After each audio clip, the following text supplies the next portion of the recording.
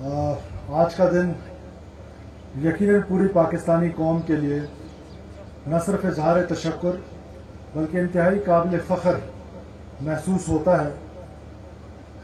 کہ جیسا آپ کو پتہ ہے کہ پچھلے کئی دہائیوں سے ہندوستان ایک تکبر اور ایروگنس میں رہا کہ اس کی جو ملٹری مائٹ ہے اس کو کوئی چیلنج نہیں کر سکتا ہے، اور پاکستان کی ہمیشہ یہ خواہش رہی ہے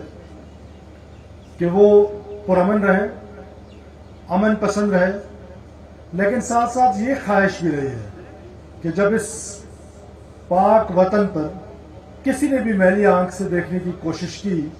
تو اس آنکھ کو نکال دیا جائے گا۔ وہی ہوا، ایک دہشت گردانہ حملہ جو کہ ہندوستان میں پاکستان کے بارڈر سے کئی سو کلومیٹر دور،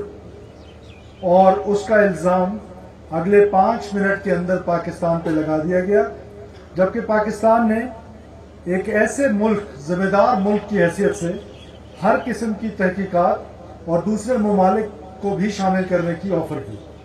مگر ہندوستان کا تکبر، ہندوستان کا غرور وہ آسمان کو چھو رہا تھا،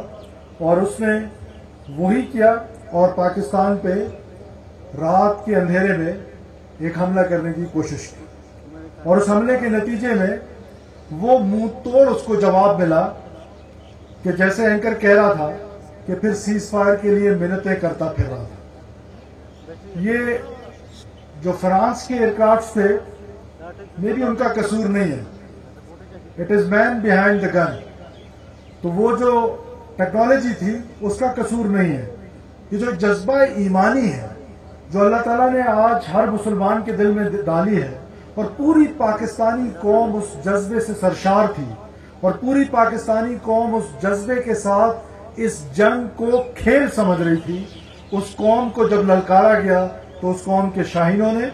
اس قوم کے سپہ سالار نے، اس قوم کے لیڈرز نے یہ ثابت کر دیا دنیا پہ کہ پاکستان ایک تر نوالا نہیں ہے، پاکستان ایک مضبوط ملک ہے، پاکستان کی جو افواج ہے، پاکستان کی جو سپاہ ہے، وہ یہ قابلیت رکھتی ہے کہ وہ دشمن کے دانت کسی بھی وقت کسی بھی صورت میں کھٹے کر سکتی ہے۔ خاص طور پہ میں پاکستان کے سپہ سالار کو بلوچستان کے لوگوں کی طرف سے،